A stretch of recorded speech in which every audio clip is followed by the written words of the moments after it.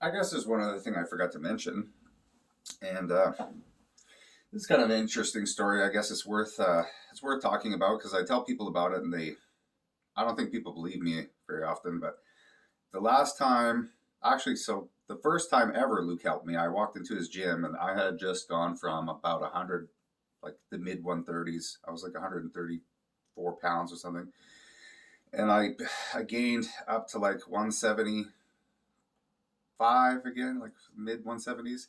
And anyway, for me, it was a big deal, like 30, 40, 50, 60. It's like I gained 40 pounds, 30, 40, 50, 60. Yeah, dude, it was that's a lot of weight to gain when you're starting at 130. You've just about put like over 30% of your body weight on in the last couple months. So massive gain, right? But I'm a kid at this point. I'm like 18 years old.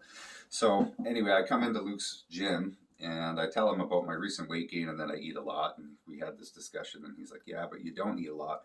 And I was like, what the fuck are you talking about? I just put on all this weight and I do eat a lot. I mean, I do eat a lot. He's like, okay, yeah, you eat a lot for you, but you want to get big, right? And I was like, yeah. And he's like, well, you got to come to terms with the fact that at your level where you're at, like you're 170 pounds, he's like, you may eat a lot for you, but in the grand scheme of eating, you don't eat a lot. So I was like, fuck. Anyway, blah, blah, blah, back and forth. And he's like, look, I want you to do something. And if you can't do it, don't ever come back to my gym. And he was fucking dead serious. He said, if you can't do this, or if you just decide not to, this place isn't for you. So the challenge was, he said, you have to go home and eat 3 dozen eggs. 3 dozen eggs. So that's 36 eggs. He said, eat it in a fucking sitting. You sit down and you eat all 3 dozen. And he said, you don't have to eat anything else, but you have to fucking do these eggs. So I went to Safeway. I got 3 cartons of eggs. I think they were like $2.50 a pop at the time. Back in the good old days when eggs were $2.50 for a dozen, extra large. Went and got that. Obviously, you got to make sure you get the extra large eggs. Come on. Anyway, so you do it, and then you go home, right? And since I'm 18, I'm living with mom and dad still. And mom sees up this spaghetti pot of like boiling water with all these eggs, and she's like, "What are you doing?" And then I told her what I was doing, and she was like, "That's not healthy." And I was like, "Yeah, but that's not the point. The point is, if I want in, like if I want to be allowed to be a member here, I have to do this." And she had some things to say about it, but anyway, you couldn't stop me. I was like, I'm doing this. I'm going to that gym. This is something I want to do. So I cooked the eggs, and they were hard boiled, right? So we did like I can't remember it was exactly like 7 minutes. Beep, timer beeps. You have this big container of like ice water. You just with all these eggs, you peel in, peel in. My dad's kind of helping me. He's laughing. He's like, "Oh, have you ever seen Cool Hand Luke?" So anyway, that's a side story. It's a movie. This guy makes a bet that they can't eat all these eggs. Anyway, it's less eggs than Cool Hand Luke ate. But anyway, um, yeah, we peeled the eggs and then I sat down and I started eating. And at first I started eating them with bagels and toast. Sorry, toasted mini bagels, a little bit of mayonnaise, enjoying it. I'm enjoying the first 12. Like it's a good time. And then after I kind of started to realize, okay, I'm not even halfway there and I'm getting pretty full. So I'm dropping like no more bagels, done with the bagels. And so I'm just doing a little bit of mayonnaise here and there because it's straight up egg, man, is pretty bland if you're just going to eat hard boiled eggs. The inside's not what they call like jammy. They're like overcooked. So I bulleted all the middles. So, some of them maybe a little green or whatever, but whatever. Continue eating, continue. After eventually, like another 7 or 8 go down. I'm like, okay, I'm done with the mayonnaise. We've gotten 20 eggs deep in our 36 challenge, and I can't even have anything else. So I just had the salt and some water. So I'm like eating hard boiled eggs, maybe 2 bites a piece, sprinkling a little salt on it. So there's something is making my mouth water because the eggs sure as fuck aren't making my mouth water anymore by this point. And okay, so we're there, we're going. And now it's starting to get harder to breathe. Like it's like I'm on egg number 24, 28.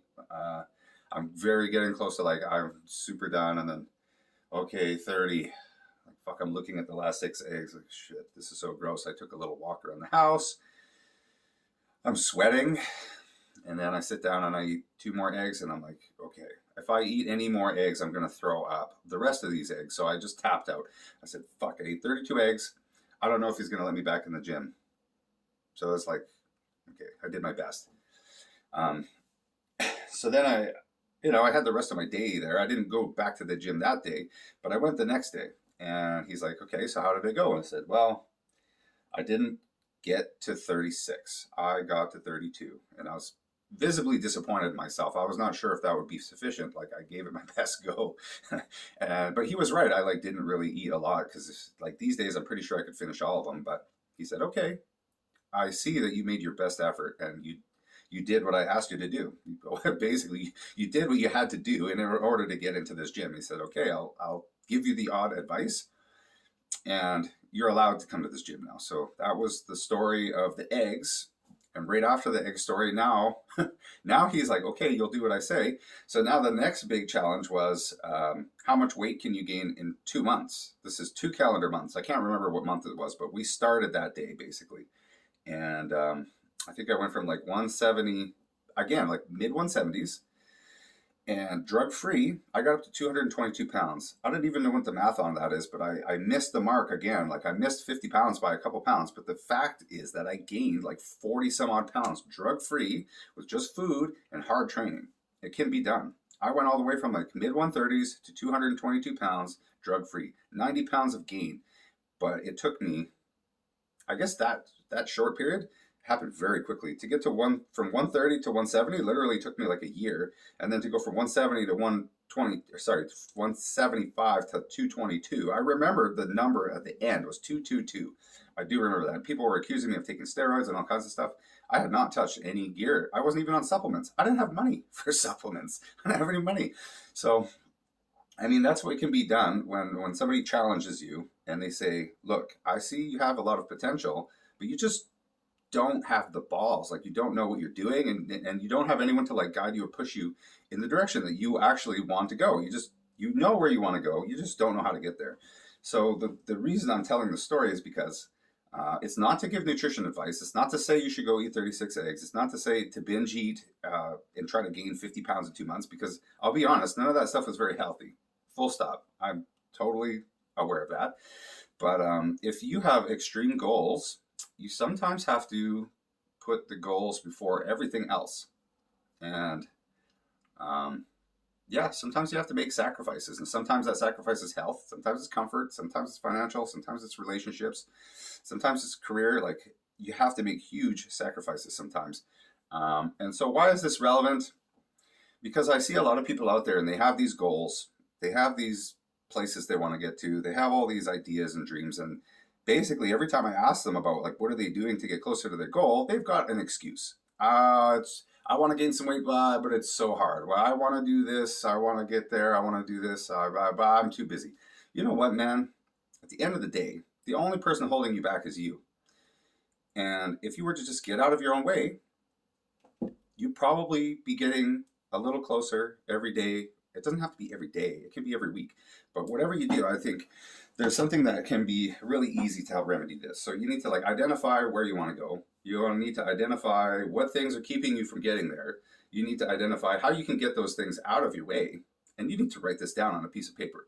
And then you need to start getting to work and writing down your action steps so that you can start getting these obstacles out of your way so that you can start achieving slow, steady progress towards that goal that you want to get to, right? So I recommend, if you don't know what you're doing or if you need some help, contact a coach.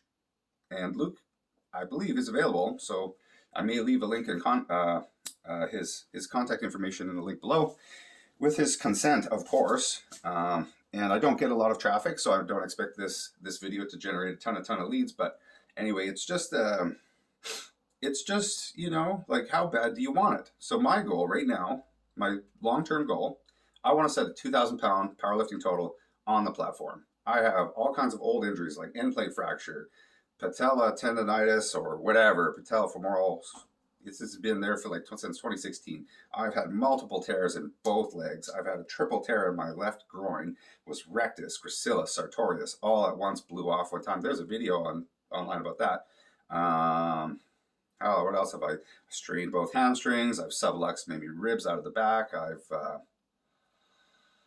else have I broke this. Oh, you can't really see it. The scar is really nice now, huh? Anyway, there's a scar from like here to here. I broke my radius and all. Now that got nailed back together. I broke 7 bones in my arms. That all happened in the same day. Yeah, I broke that vertebrae. What else did I break? I've broken another bone. Anyway, lots of broken bones, you know, lots of muscle tears, lots of, I've had a hernia surgery. I've had 3 pairs of crutches. I've had a contusion in my right quad. None of it has really stopped me. When I broke my back, I was training the next day. Stupid, but I did it. I didn't miss a day of work. When I got that contusion in my leg, that was actually the worst injury I've ever had.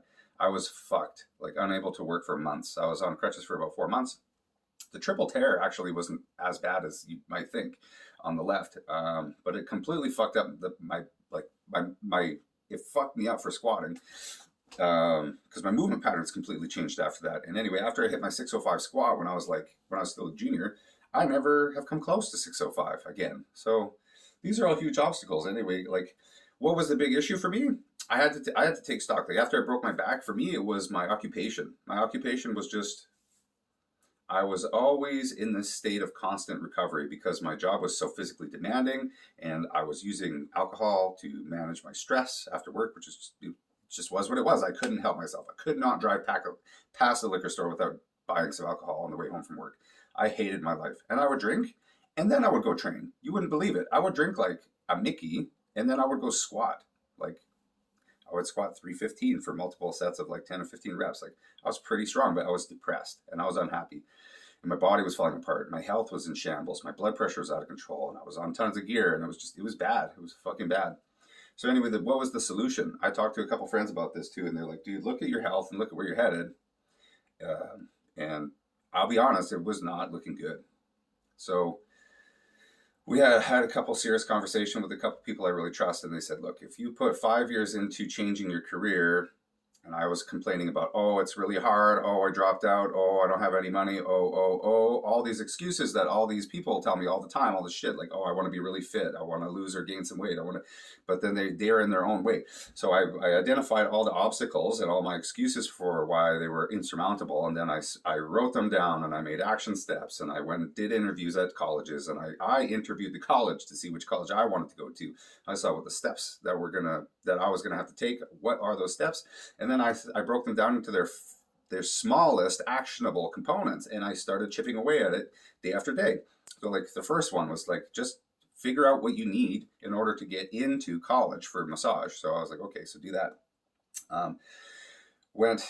Signed up for high school, and then this has turned into a really long thing. It came from like the diet thing, but no, it goes way deeper than that for me. The root of this. Now we're digging at the roots of like why and how I've started to basically become a master of overcoming obstacles. And yeah, man, it's like if you have something you want to do, and it all comes back to like, why am I doing all this? Why am I getting out of construction? Well, not only because it made me unhappy, it didn't pay very well, and the job was incredibly dangerous and difficult for the amount of money I was getting for it.